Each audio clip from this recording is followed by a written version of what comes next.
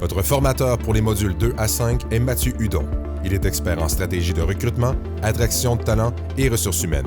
Bonjour tout le monde, vraiment content de prendre un moment avec vous pour voir des facteurs d'attraction de candidats. On sait que l'offre d'emploi, comme Valérie dit dans un autre module, ne suffit pas. Eh bien, c'est le cas. Le candidat va aller visiter différents sites, va aller faire ses recherches sur l'entreprise. Donc, ce qu'on veut comprendre, c'est qu'est-ce qui attire et qui intéresse les candidats dans une recherche d'emploi.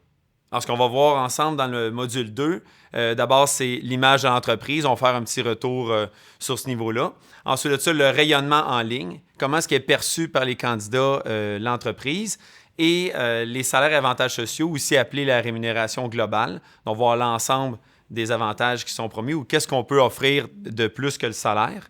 Ensuite de ça, on va travailler sur une rédaction sur mesure. Donc, la structure, le ton rédactionnel et également la personnalité qu'on va mettre au poste, tout en respectant la culture d'entreprise.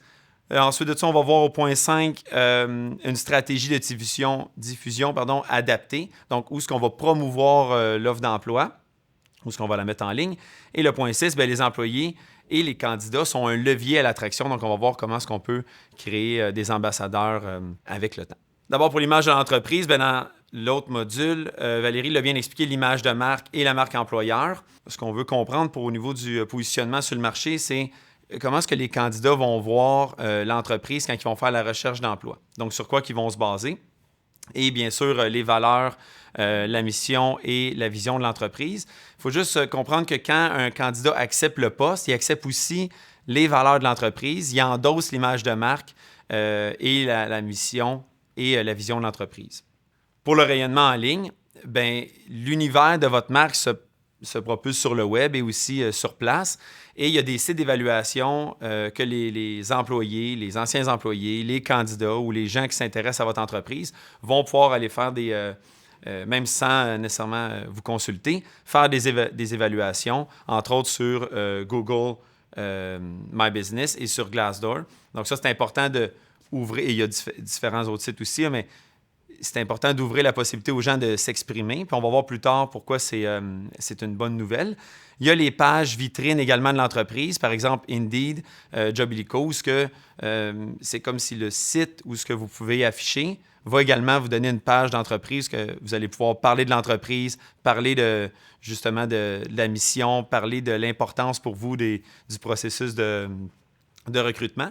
Et il y aura la possibilité de réagir aux avis, autant positifs que négatifs. Ça, c'est intéressant parce que chaque avis qu'un candidat ou un employé va laisser, bien, en réalité, c'est une bonne nouvelle. C'est une bonne nouvelle parce que ça nous permet de reprendre le contenu, d'établir nos standards et de parler en bien de l'entreprise. Et on va le voir un petit peu plus loin avec des exemples concrets, mais que ce soit un commentaire qui est à 1 étoile ou à 5 étoiles, bien, il y aura toujours moyen de l'amener positivement pour parler de notre entreprise. Ensuite de ça, bien, on veut, pour se donner le maximum de chance puis le plus de notes possible, encourager les candidats à partager leurs bonnes expériences. Donc, ça veut dire quoi? Ça veut dire que quand on est dans un processus puis ça va bien, à ce moment-là, bien, on peut suggérer d'aller faire une révision ou aller faire un commentaire sur les différents sites. Et puis, comme on sait déjà que le candidat ou l'employé a des bons commentaires ou a vécu une bonne expérience jusqu'à présent, bien, on augmente nos chances d'augmenter les notes. Et donc, ça, c'est vraiment aidant pour le futur. On a un exemple ici qui est sur Indeed, donc un employé qui aura donné un commentaire. Dans l'exemple qu'on a là, 4 étoiles, environnement productif et très bon collègue. Et donc là, il n'y a pas nécessairement de réponse qui a été donnée, mais ça aurait été intéressant de voir les réponses de l'employeur parce qu'en fait, on va créer une forme de communauté d'employés, candidats, de gens qui s'intéressent à l'entreprise. Donc, on veut faire une communication comme si, par exemple, quelqu'un passait devant l'entreprise puis il donnait son commentaire, comme on voit dans réalité, quelqu'un qui va passer près de l'entreprise. « Ah, moi, j'ai déjà travaillé là, je me suis senti comme ça. » Ou « Oui, j'ai un cousin, un ami qui a travaillé là, j'ai entendu dire que. » Bien, c'est un petit peu le même concept, mais ça se passe en ligne. Donc, en réalité, on veut répondre puis échanger. Au même titre que si quelqu'un passait nous voir à l'entreprise, on l'écouterait puis on répondrait, on interagirait avec. Quand on a un exemple de point négatif ici, on en a un bon exemple, puis il y a toujours moyen de le ramener positivement. Fait que si on prend l'exemple que le travailleur ou l'ancien travailleur dit, donc il laisse 2 étoiles, il dit On n'y tient pas compte de vos compétences. J'y suis allé faire un travail lié à mon domaine d'emploi, mais j'ai été surpris de voir confier des tâches totalement différentes. Point négatif, insécurité d'emploi. Donc, c'est sûr que quand on regarde ça, puis ça ne reflète pas nécessairement la culture de l'entreprise ou ça ne reflète pas nos procédures, c'est sûr qu'on devient sensible à ces commentaires-là. Fait que plutôt que de renchérir puis de tomber en conflit avec la personne qui écrit, on va plutôt aller dans le même sens, si on veut, là, mais plus positif. Donc, la réponse de l'entreprise, c'est plutôt « bonjour ». Et s'il y avait le nom de la personne, c'est même mieux d'écrire le nom. Donc, « bonjour François ». Merci d'avoir pris le temps de faire un avis. Votre opinion est très importante pour nous. Sachez que chez Compagnie ABC, les intérêts, l'expérience et les compétences de nos candidats sont toujours considérés afin de leur proposer des opportunités qui correspondent à leurs attentes. Nous aimerions avoir la chance de discuter avec vous pour mieux comprendre votre situation. Pour ce faire, vous pouvez répondre à cet avis ou communiquer avec nous par téléphone au 514, etc. Et encore plus fort que ça, on aurait pu dire « Pourquoi tu ne contacterais pas Jean, le superviseur de production, il aimerait ça te parler. » Et donc là, on crée un contact avec la communauté, on crée un contact avec les candidats qui ont laissé un commentaire. Et c'est certain que oui, si on est capable de corriger, parce qu'il y a des gens qui vont effectivement communiquer, on va pouvoir discuter. Il y en a certains qui vont laisser le commentaire comme c'est là. Il y en a d'autres qui vont le corriger, puis ils vont dire « J'ai eu un suivi de l'entreprise, puis finalement, je laisserai plutôt 4 étoiles. » Et il y en a d'autres que ça va rien faire du tout, ils ne vont jamais répondre.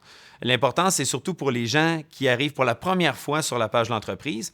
Eux, ils vont lire ça, puis ils vont dire « Voici comment l'entreprise répond. Voici comment elle est humaine, puis que ça arrive à tout le monde de faire des erreurs. » Donc, elle prend le temps de répondre, puis elle est prête à s'améliorer, elle est dans un esprit de solution.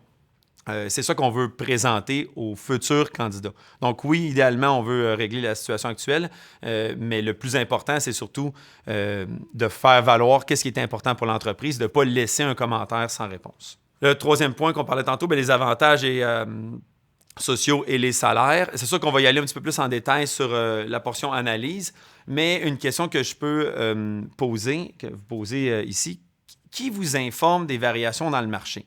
En fait, est-ce que c'est un employé qui quitte, qui vient vous voir et qui dit « J'ai eu un meilleur poste, voici le nouveau salaire. » Puis là, surprise, on n'est plus dans le marché.